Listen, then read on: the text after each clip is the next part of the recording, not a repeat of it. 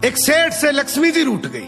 जाते हुए बोली, मैं यहां से जा रही हूं, अब मेरी जगह नुकसान आएगा, तैयार रहना, और अगर तुम जाते जाते मुझसे कुछ मांगना चाहते हो तो बोलो। सेठ बहुत समझदार था, बड़ी विनम्रता से बोला, माता नुकसान आ रहा है तो आने दीजिए, बस मुझे आप एक वरदान दीजिए कि मेरे परिवार में हमेशा सुख शांति बनी रहे। लक्ष्मी जी मुस्कुराई, तथास्तु कहा और वहां से चली गई। अब उस सेठ की 4 बहुएं थी।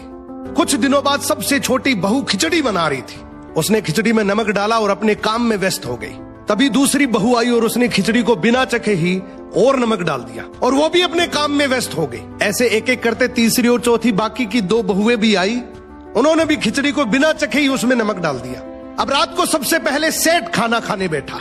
जैसे ही उसने खिचड़ी का 1 चम्मच लिया, उसे महसूस हो गया कि इसमें बहुत ज्यादा नमक है, और सेठ जी तुरंत समझ गए कि नुकसान आ चुका है।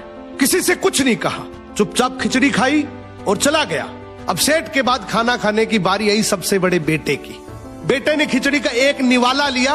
उसने परिवार वालों से पूछा, पिताजी ने खाना खा लिया?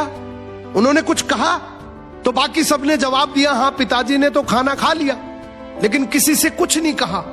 तो बड़े बेटे ने भी चुपचाप खिचड़ी खाई और चला गया। ऐसे ही करके परिवार के बाकी सारे सदस्य एक एक करके आए, अपने से पहले वालों के बारे में पूछा, कुछ नहीं कहा, चुपचाप खिचड़ी खाई और चले गए। अब रात को सेठ जी सो रहे थे, सपने में नुकसान आया और हाथ जोड़कर बोला, भाई मैं यहां से जा रहा हूं, मैं यहां नहीं रह सकता। तो सेठ जी ने पूछा, क्यों, क्या हो गया? नुकसान बोला, तुम सबने मिलकर 1 किलो नमक खा लिया, पर मजाल है कोई किसी पर नहीं चिल्लाया, किसी ने गुस्सा नहीं किया, सब शांत रहे। अब जिस परिवार में इतनी सुख शांति हो, आपस में इतना प्यार हो, वहां पर मैं नहीं रह सकता। निष्कर्ष कि जिंदगी है तो उतार चढ़ाव, दुख सुख, फायदा नुकसान सब चलता रहेगा, लेकिन जिस परिवार में आपस में लोगों में प्यार है, सुख शांति है, छोटे में आदर, बड़े में बड़प्पन है, उस परिवार का कोई नुकसान, कोई आपदा कुछ नहीं बिगाड़ सकती।